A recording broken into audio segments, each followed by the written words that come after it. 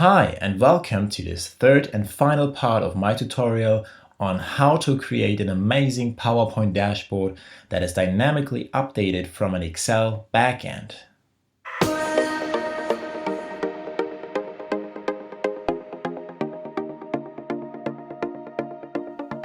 At the beginning, I want to give you a quick review on what we've already done in part 1 and part 2 of this tutorial. Part 1 was all about the basic Excel backend, so we created all the tables, charts and dynamic labels.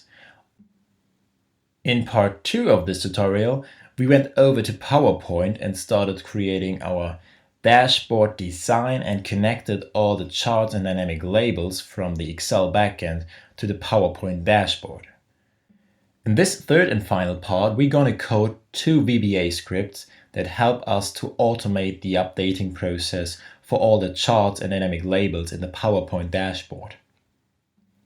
Let me quickly remind you of what the purpose of these 2 VBA scripts will be and why we really need them for our dashboard.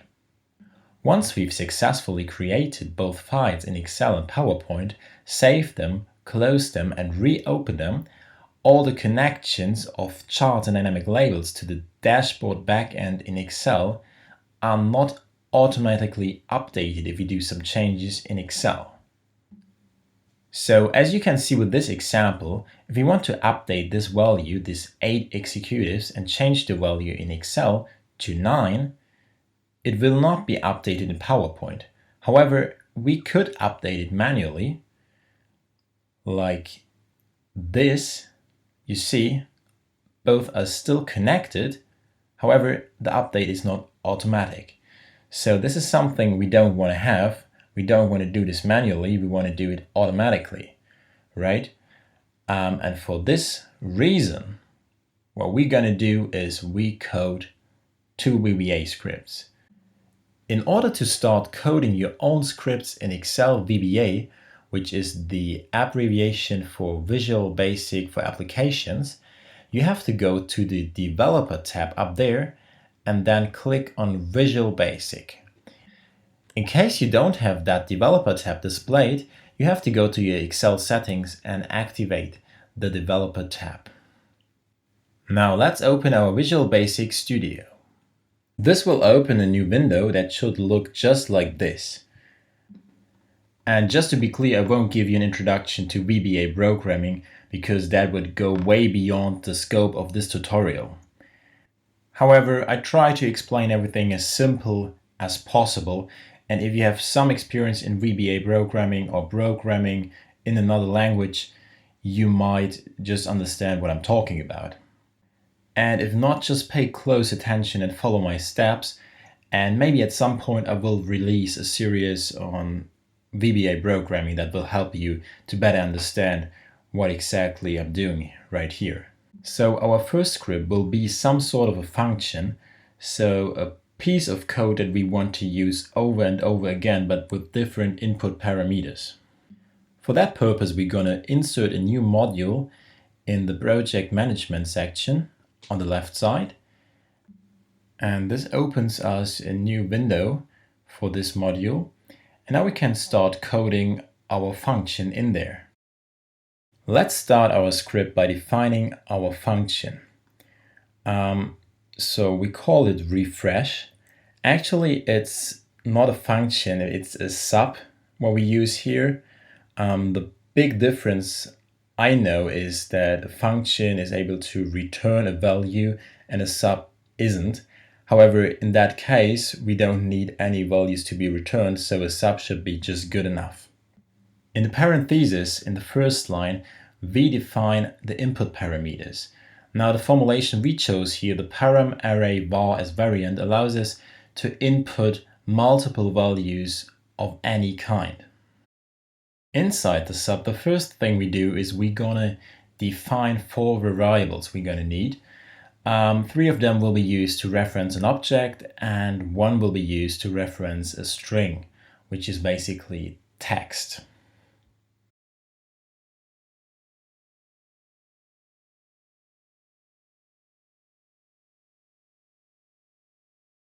So next, let's define the file path to our PowerPoint presentation file.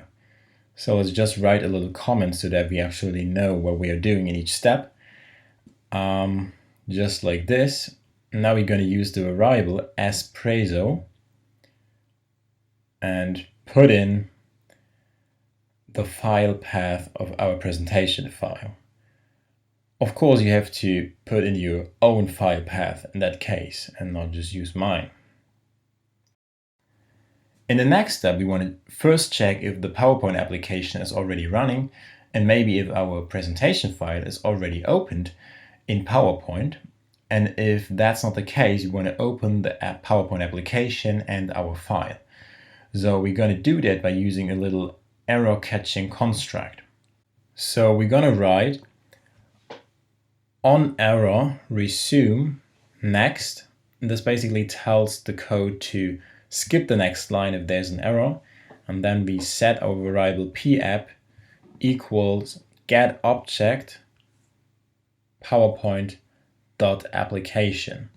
Now this tries to reference the PowerPoint application if it's already opened. If it's not open, there will be an error, and we're going to catch that error right below with checking if the error number is not equal 0. And if that's the case, we're going to set the variable papp equals create object PowerPoint.application. So this will make the PowerPoint application start running. And last but not least, we're going to set papp visible. And after that, we have to end the if statement. Now, we're going to do the same for our PowerPoint presentation file. We just defined the path of above. So we're going to use the same error catching construct to set our ppreso variable equals papp.presentations and put in the path. So that tries to kind of like reference the presentation file if it's already open, and if not, there will be an error. And we're going to set ppreso. In that case, we're going to set ppreso equals papp presentations dot open file name equals as preso. Let's move on to the last and probably most important part of this first script of this function, because with this function we want to have some input parameters which are actually the chart names of the charts that we want to refresh in our PowerPoint presentation.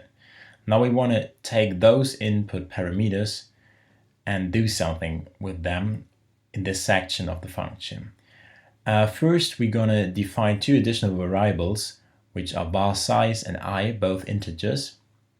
In var size, we're going to save the number of chart names that we inputted above. So once we use that function, right? And then we can use this var size variable to create a for loop that goes through every single chart name that has been given to that function.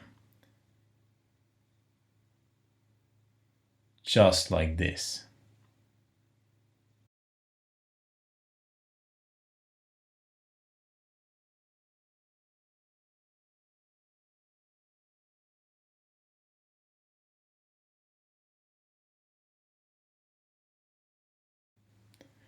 Yeah, I just decided that we have to put some indents in there so that it is a bit more adjusted to simple programming code standards. Now inside the for loop, we're going to code ppreso.slides and 1 because we want to reference the first slide in our PowerPoint presentation, because we only have one slide, so we know it's always the first. Then shapes. And inside the parentheses, we put in var I dot link format dot update, and this updates exactly all the charts that have been brought into this function as input parameters in form of their chart names. Now we have finished our generic refresh function. We want to use it repeatedly in our second script. For our second script, we want it to be bound to our sheet 1, which is the only sheet we have in our Excel file. So we're going to click on sheet 1 on the left side, and that will open a new code window. And now every line of code that is written inside this code window will automatically reference our sheet 1. For our second script, the header line has to be spelled exactly the way I do it here. So it has to be sub worksheet change by val target as range. If you do it exactly that way, this function or sub will automatically be recognized as a cell event driven function. That means every time a cell or range is changed in that worksheet, this cell or range will fire an event, and this event will cause this function to be called, and the input parameters for this function call will be the address of the cell or the range. Now, every time the sub is called, this has been caused by only one specific cell or one specific range in our Excel Backend file, and this range belongs to one specific chart. So, in order to not have every chart updated every time something changes, but only the specific chart that actually has its value changed, we have to find out what range of cells in our Excel Backend file belong to what chart name in our PowerPoint file. In order to find it out step by step, we have to reorder all our windows so that we can have a look at our Excel file and our PowerPoint file, and then include these ranges and chart names into our code. Now, finding out the cell range of an underlying table for a specific chart in our Excel backend is quite straightforward. However, finding out a chart name in our PowerPoint presentation is something you might not be familiar with. So what you have to do is you have to click on a chart and then go on the Arrange field and select Selection pane. And now every single object in the PowerPoint presentation will be displayed by name.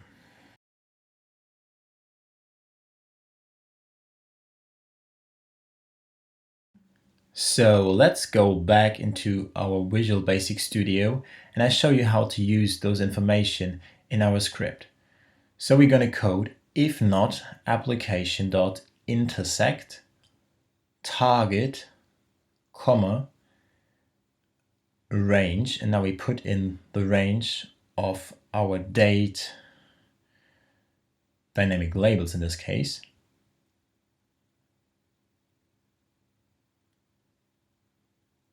It's B4 to C4.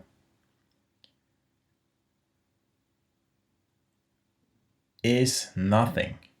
Then, now this statement is true if the source of cell change is one of those two cells.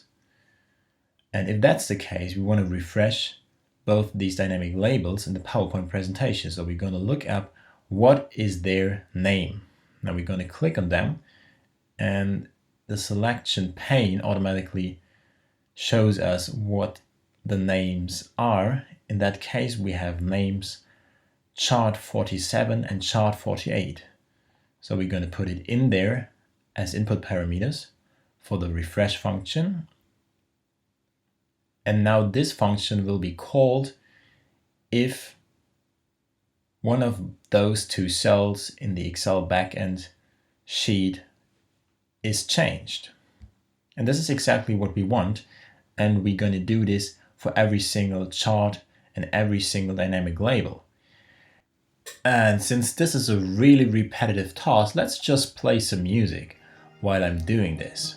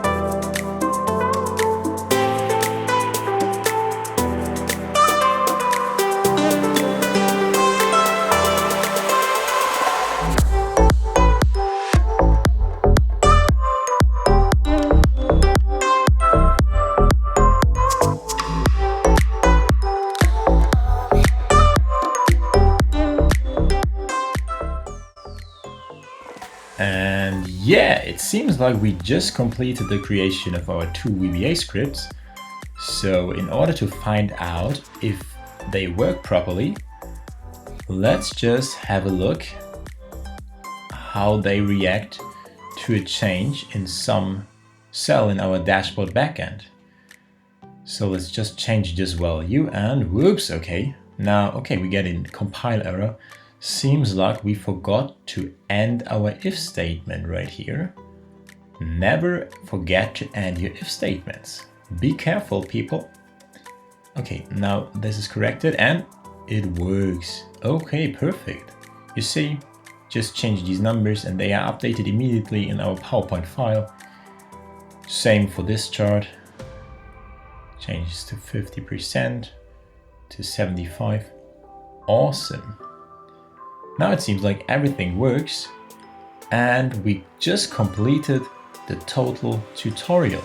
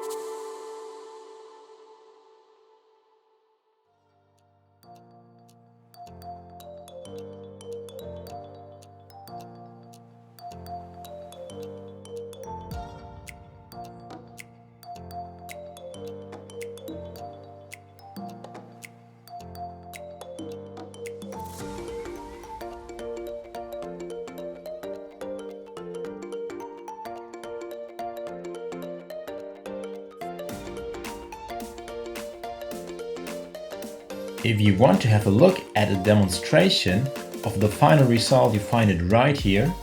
And of course, don't forget to like, comment and share this video, and of course to subscribe to my channel. See you next time.